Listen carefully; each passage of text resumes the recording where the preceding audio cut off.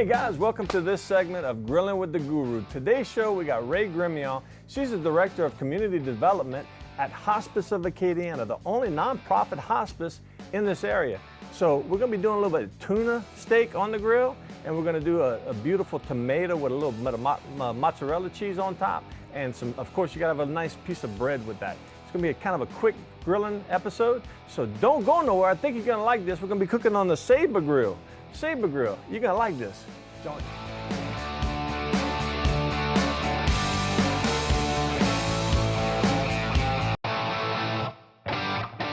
Hey guys, welcome back. Ray, thank you so much for being on the show. Thank you for inviting me. Okay, we've been knowing each other for a long time, right? Too long. Like what? See, we've been here since 2000, but you and your husband bought your grill at the old store. At the old store. So that's probably about almost 20 years maybe, huh? About 20 years. And you still got the grill?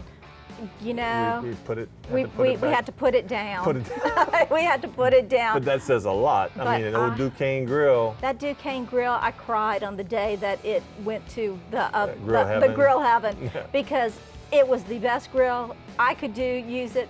Anybody could use it, and it just, the reliability was just wonderful. Yeah, well, you know, the grills have come a long way in 20 years, so we're going to try and hook you up and get you back grilling. I need it. Okay, but today, you know, we talked, and okay, so let's talk a little bit about, before we get to the menu, who you with now and what's your title over there?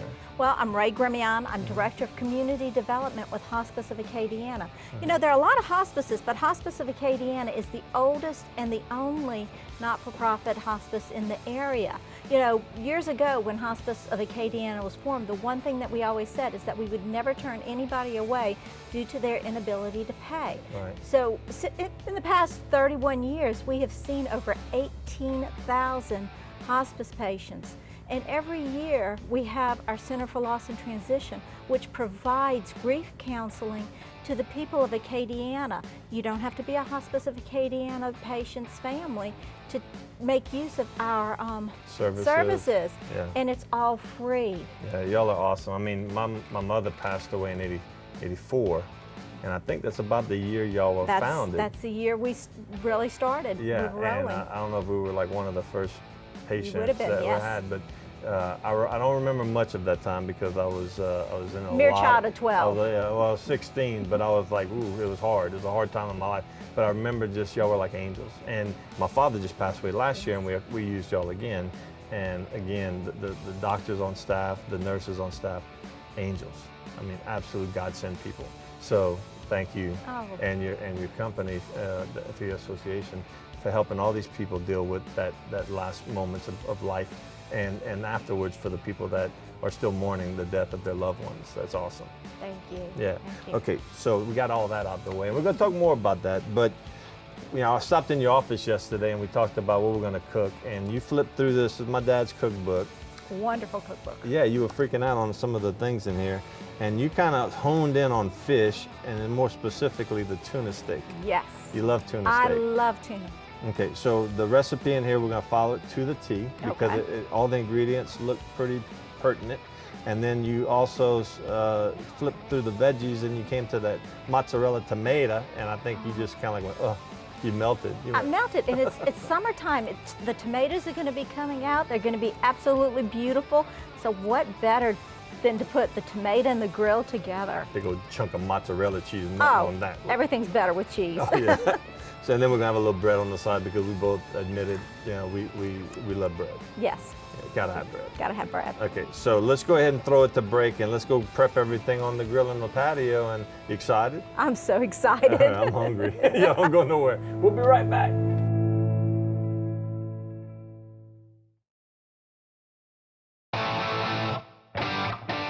Okay, guys, welcome back. Ray. That's my daughter's nickname. Can you mind if I call you Ray? No problem there. Okay, I can remember that really well. Okay, let's talk about the menu item of the grilled tuna. Look, guys, we got my dad's cookbook out open right here. We got all the ingredients. For this, we're gonna need 2 tuna steaks. Got that. Aren't those pretty? Gorgeous. Those are the yellowfin tuna. And then we're gonna need a teaspoon of minced garlic. So we got the garlic. Right here. We're gonna need some white wine vinegar. So we got that. We got fresh lemon juice. We got a nice lemon. We got some butt rub for the all-around seasoning here. We got the fresh cracked black pepper just to give it a little bit more of that flavor. Some orange peel, which is right here in this little bowl. We're gonna need some butter, which we have some beautiful butter here. Olive oil and soy sauce. That's what we're gonna need for the tuna. It's basically gonna be like a marinade. Oh, that and sounds then, then it's all the ingredients is, sounds perfect. And then we're gonna do on the side, you like this grilled tomato. So we're gonna do the grilled tomato slices with mozzarella, which is we're gonna need the big tomatoes. We're gonna cut them, basically top the ends off and then cut it right down the middle. So it's gonna be thick slices of tomatoes. Yeah, it's gonna be good. And then we're gonna need some more olive oil, which we got, some beautiful hand wrapped mozzarella. And then we're gonna have fresh oregano, which we have, and basil, which you brought, and some more black pepper. We got that. So with all of that, that's just gonna be it's gonna be pretty healthy. very healthy. And it's gonna look pretty. Well, it's a good summertime meal. Sit out on that patio, quick grilling, good glass of wine, and you're set. I call that a quick meal. Well, I know off camera, we talked when you first got here, like on average, I know it rotates a lot. Y'all treat a lot of families in Acadiana. Like, in any given week, I mean, how many clients do y'all have that y'all are having to take care of? Well, it depends on where you're going with. If our hospice patients, we have hospice patients coming in and out. And as I said, we've treated over 18,000 hospice patients in 31 years. That's a lot of families. That's a lot of families. But our Center for Loss and Transition, we see over, it's about 1,500 hours worth of care to the people of Acadiana through the Center for Loss and Transition. And that's not even counting the people who come in for our different workshops. Right. So it really is. The number varies on the number of patients, but when the mass number of over 18,000, that's pretty impressive. Right. Well, it is impressive, and that's 30-something years of doing what y'all do is, like I said, it's God's work. It's definitely something beautiful. And we've been able to use y'all twice in my lifetime, and I'm just glad to know that y'all are there for other people as well. Well, we're really blessed because we do have a lot of wonderful volunteers. You mentioned the physicians. We have, physicians, retired physicians who volunteer their time to see our hospice patients, and they do that, free of charge. This is all part of our service, which is something that we are able to do as a nonprofit hospice, to bring these volunteers in. When was the last time you had a doctor make a house call for you? It's been never. A lot. Well, I want to talk to you more about specifics later on when we come back. We're going to throw it to break, but when is the proper time to call you guys? Yes. When do people need to call you for your services? Because I think it's a big misconception, and people I think have a tendency to wait longer than they should, or maybe longer than they could. And so we're going to cover that when we get back. So y'all don't go nowhere. I don't want to sound all down and depressed. We're talking about death and all this stuff. We're going to be grilling, but this service is incredible, and hopefully it's touched your life. And we'll be right back. You don't go nowhere.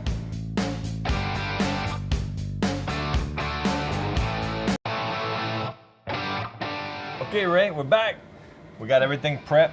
All right, first you want to make the marinade for the tuna steaks? That sounds good to me. Okay, we're going to go buy the book, literally, my dad's book right here. So it says combine the garlic. We got the garlic. That. We're going to put that in here. Okay. And you want to do that. Look at that. Comme ça. And it said that we're supposed to use a couple of tablespoons of garlic. Yeah, so we can go heavy because we love garlic. Then it says the white wine vinegar. That's right here. You can dump that in there. The lemon juice. So I figured about a half of a lemon squeezed would be 2 tablespoons or just under that. Okay. That would be good. And then we got the seasoning mix, the butt rub. And I'll sprinkle a little bit of butt rub in there. Okay. And this is the marinade, so. That looks good to you? Lemon juice it says to marinate it for 2 hours. We're just gonna dip it in there, and then we're gonna use some of this as the base. They have another basting sauce. Okay, so we got the seasoning mix, and it says a little bit of extra cracked black pepper. And then the orange peel. That's really neat, orange peel. I would have never thought of that, but it sounds good. I mean, fish and orange. And orange and lemon. It's sort of lemon peel. Sort of an oriental type twist on it. So this is, like I said, this is going to be the marinade. And then the actual basting sauce, We're gonna use a half a stick of butter. This is the real butter. The real thing. I mean, we were smelling it, taste it, it's just incredible. That's the good stuff. And then the soy sauce, and then the olive oil. And what we're gonna do right now is we're actually gonna take this skillet. We wanna melt that butter. We're gonna put it on the warming rack of the grill. Away from the heat. Away from the heat, not direct, because I don't want to scorch the butter. And we're just gonna let that melt. And then this right here, we can kind of stir around. And then it tells us that you'd wanna put this in a mixture with the tuna steaks. Now, who am I to question my dad and his wisdom? But to me, that vinegar would almost, like if you marinated it too long, it would actually pre-cook the fish. Yeah, you'd probably end up with A pre-cooked yeah. Yes. So I would say we're just gonna kind of lightly dip it in there Mm-hmm. and throw it right on the grill. And I think it's gonna come out as good, maybe even better. But like I said, my dad, he knew how to cook. So we're gonna follow it kind of almost tooth and nail. That sounds good to me. All right, so we're ready, Matt? You grab that, I'll grab this. Okay. We'll come to here. The butter's already melting. I'm just gonna give this a light dab. I'm gonna flip it around this way. And that grill is on high, which the surface temperature, you'll see right here, Ooh, nice sizzle. is gonna be about 1,000 degrees Fahrenheit. So it's really jamming all them big chunks of garlic. Oh, And so we're just gonna put that on there, and then look how pretty that is. It's a thick cut of fish, so when we sear it, a couple of minutes on both sides, it's gonna basically cook about 1/4 inch into the thickness of that meat, and then the middle will be dead raw. So we don't want to eat it too raw. So we're gonna sear it on both sides, get some beautiful lines on the fish, and then we're gonna move it up on the warming rack. So when we come back, you'll see that. So don't go nowhere. We'll be right back.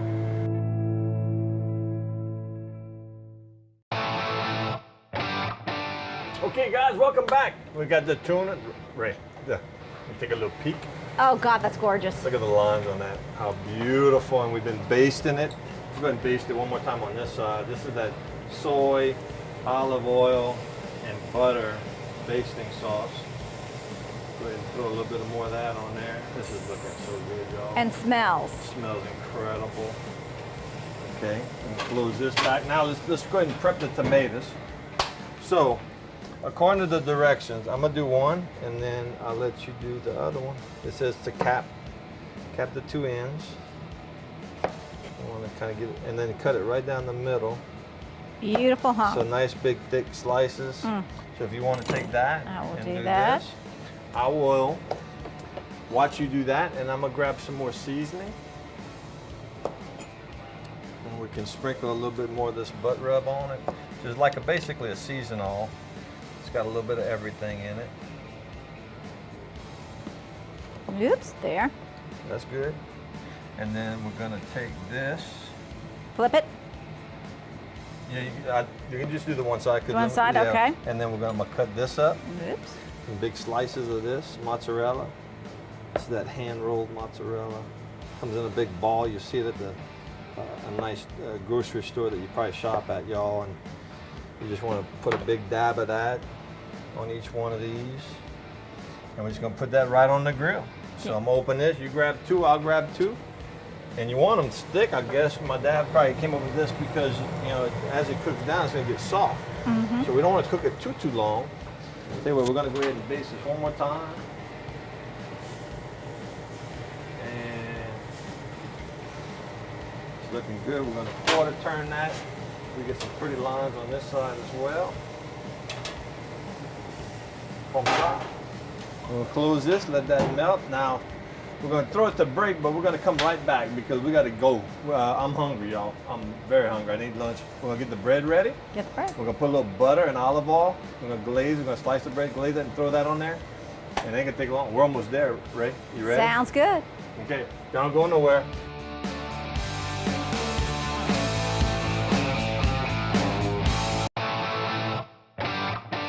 Okay. We're in rapid fire right now. We got the bread sliced up. We got butter and olive oil concoction on it. We chopped up the oregano, right? And basil. Oregano, basil, yes. Right, and we're gonna top the tomatoes with that. So if you wanna do that, Ray, Okay. I will take this bread and we'll set it down on the grill. Give me now, grab 2 more, you good? Whoops. Sneak under you. How beautiful that is. Isn't that gorgeous? And you don't flip the tomatoes, you're just gonna look at the peelings are starting to come off. That means it's softening up. It's starting to bubble. The cheese has got a nice melt going. We see how we moved the tuna up off the main grill up here. That's because we didn't want to overcook the tuna. So we're just gonna kind of let that go. We can probably baste this one more last time. Just give it a little bit more love. And then we'll close this real quick. And we're just gonna turn this all the way down to low. And I wanna ask you another serious question about hospice. Okay, a lot of people have commented to me, we use hospice and we wish we'd have called them sooner. We regret not bringing them in sooner.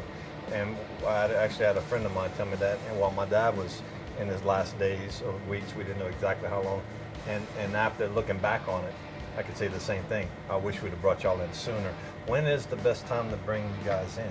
Well, the hospice regulations, which is brought down by Medicare, says life expectancy of 6 months or less. Now, granted, none of us know what 6 months, how long a person who's terminally ill with a life-limiting illness will be around. But really and truly, the merits of hospice care are absolutely wonderful in that when a person is referred to hospice care, usually the sooner the better.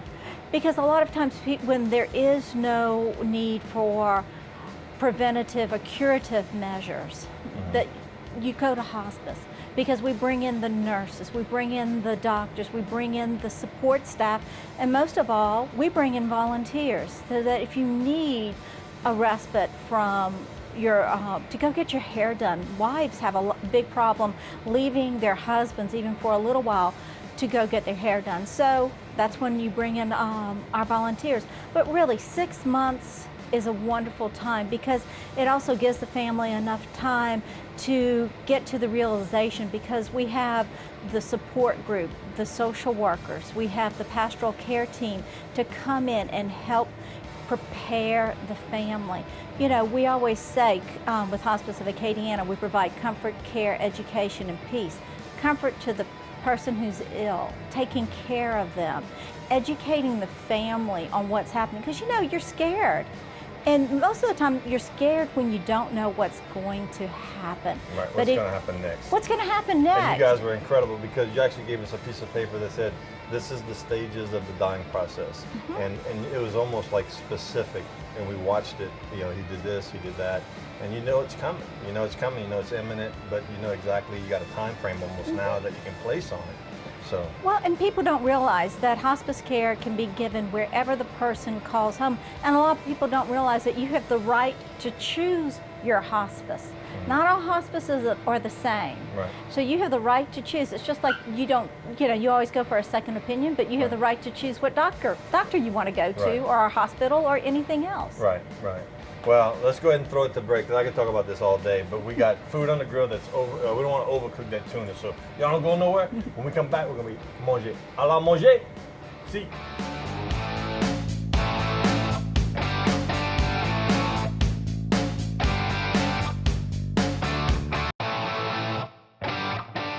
Welcome back, guys. Okay, Ray.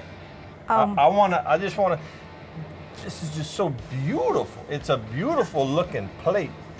We got the tuna steak. Beautiful. With the marinade, we marinated it real quick, but we had this beautiful basting sauce. We got the grilled tomatoes with the mozzarella, with the basil and oregano, fresh minced on top. We got this beautiful Italian bread. We made a little garlic and fresh butter glaze. We grilled that. But I want to watch you bite into that. I'm going to eat with you, okay, but I want to see your expression. This is when you hear a smell-o-vision. It was incredible, guys. We walked away, we came back, and it's like you walk in, it's just, it's the orange, it's the garlic, it's the soy. Absolutely beautiful. C'est bon? As they say, will that dog hunt? Oh. Okay, now I got to jump in. I have to see your expression. It is absolutely delicious. Is it good? The flavor, the seasoning. Let's see. Even that orange, you can still taste taste the You orange? can taste the orange. Now, some people, they say, look, I like my tuna like very, very, very rare. And this, you can see there's a lot of moisture. It's a little still pink, but it's not what I would call rare. I like mine like this. I don't like mine where it's like dead raw in the middle. Yeah, so it's everybody's different. If you like it more rare, then just take it off sooner. Take it off sooner, but this is absolutely to die for. The flavors. Your dad knew what he was doing. He did good. He did good. Now let's try that tomato. Let's try that I can't tomato. wait. That's beautiful. I never had this either. Now you see Marcel Biavin, she's gonna be on the show. She's very, very busy. She's a professor at the Culinary Institute with John Folse. We have to shoot in her backyard. But she helped my dad with this recipe. I mean, with the whole cookbook. I would think she did most of it. My dad was just the color analyst. So let's try this. Ooh, it tastes like a pizza. It just tasted like I ate a piece of pizza. With that oregano and basil, perfect. And I got out me a little bread. Try a little bread right there. Get a little of my fish right here. And this is a great meal. You could do this coming home from work, wouldn't take you much time. That's the way I like to cook. We talked a lot, but I mean, you could literally do this after you have everything prepped in like 20 minutes. You're done, you're sitting at the table eating. Well, And everybody thinks you took a long time. I want to throw this back home where we can turn the camera off and we can eat. But thank you so much. Oh, you're an angel. Thank you for having me. It was delicious. I love y'all. I love hospice. Y'all support Hospice of Acadiana. If you have any questions, call them directly. They'll give you anything you need as far as information. Use them. They're here for y'all. Hope you enjoyed this segment of Grilling with the Guru. I'm going to eat.